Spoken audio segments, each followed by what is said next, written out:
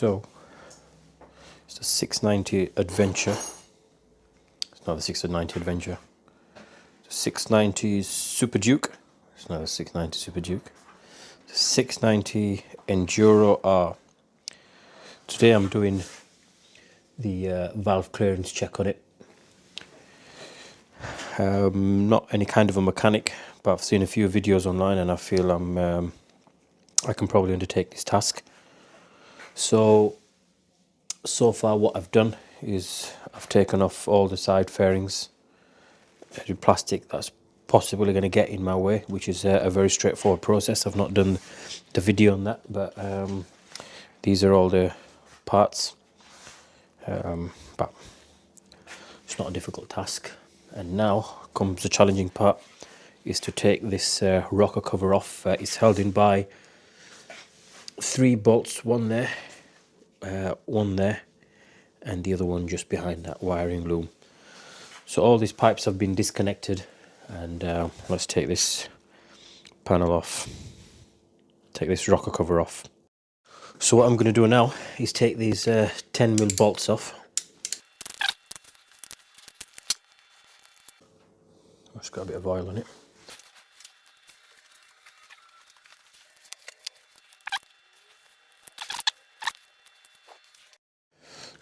Just gently take this cover off now.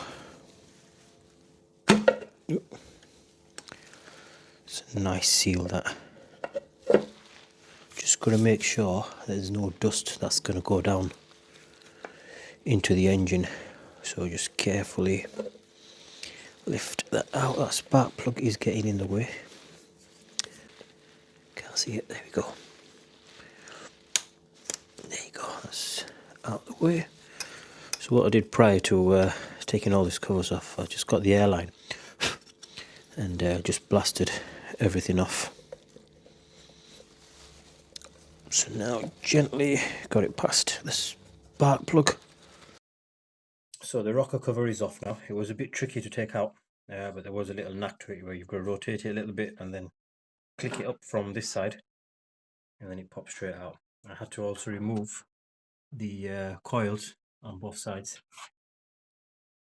So the engine is now top dead center. TDC is what it's called. Can you see that mark there? TDC.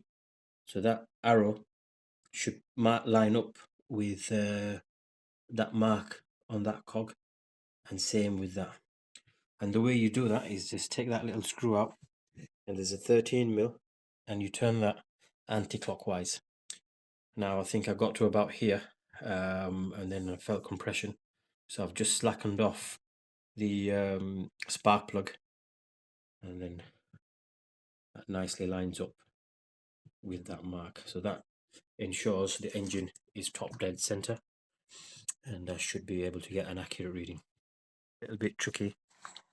Now the cams, the shims on the exhaust are a bit out, so we're gonna have to change them. Now for that, this rocker arm needs to come out. So on the 2020 690, you've got to take that Allen key out and that one out as well.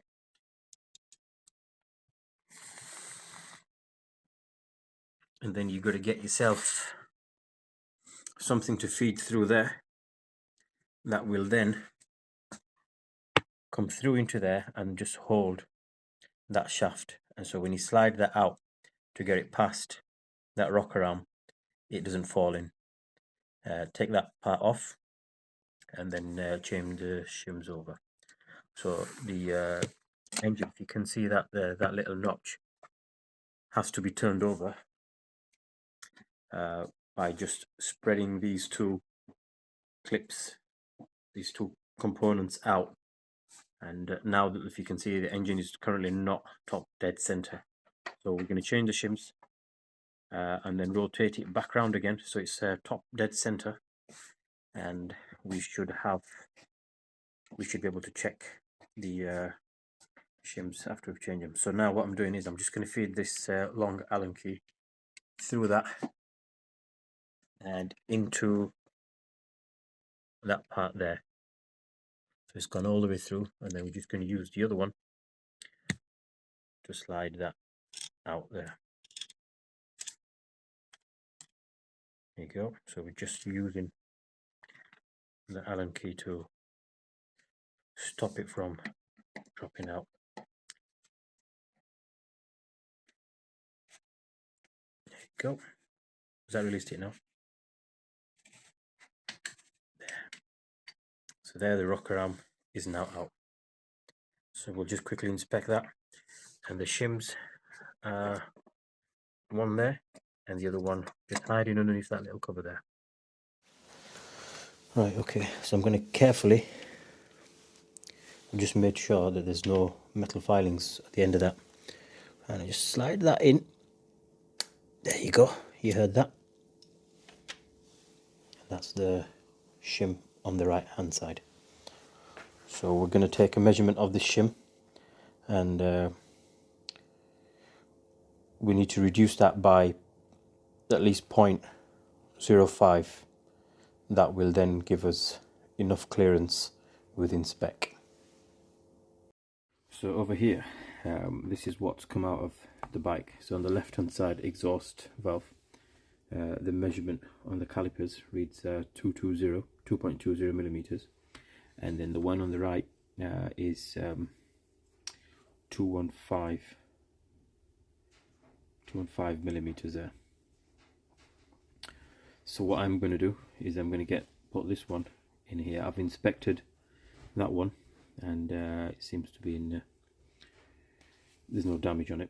So and I'm just going to go get another one, which is a 210 for this one. Now, because they were on the tight side, so once I've gone down 0.05 millimeter, that will put me in the correct range, on the higher range of the spec. So let's get these in. So I'm going to put the one that came out on the right on the left. Let me just double check that. The one that came out on the right was a 215 on that side, and we're going to put that on the left, which is a 220. So this is the tricky part, trying to get this in that area. Oh shit. One of them is in. One of them is in. Back in place. Both the shims have been put back in their place.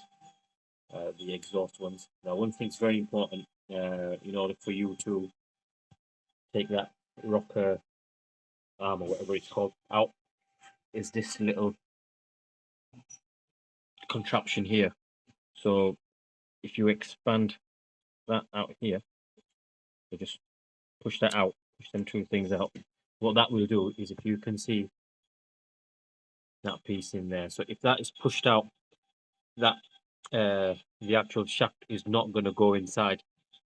So you need to ensure, so you kind of need three hands to do this, is that is pushed in, and then that will allow the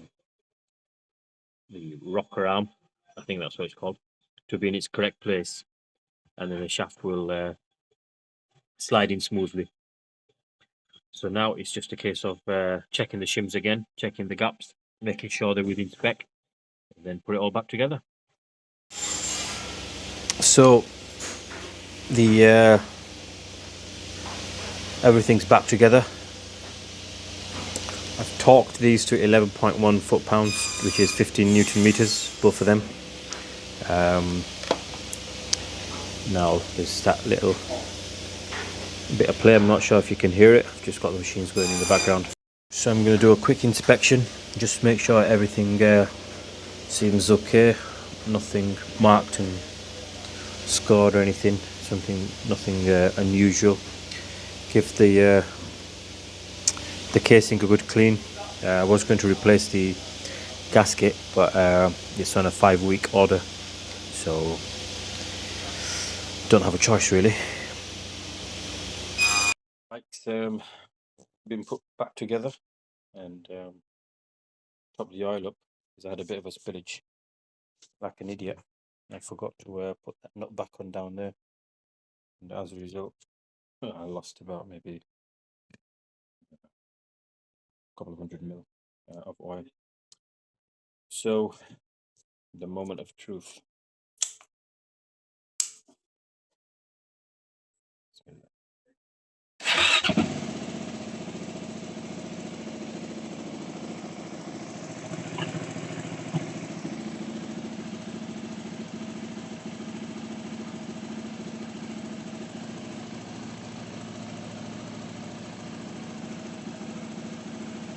Oh, good.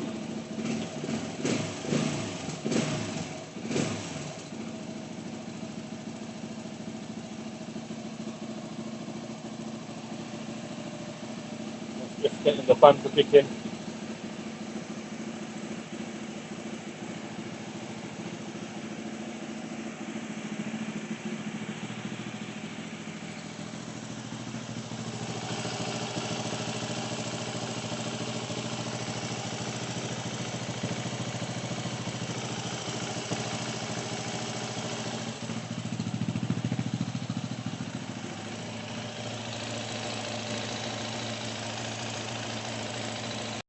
So all in all, it's been a relatively straightforward process. It's an easy engine to work on once all these fairings and seats and looms have been pushed out of the way. So yeah, so the only thing that I had to change, which was out of spec or a bit on the tight side, was the exhaust valves. So I've gone down by 0.05 on both sides.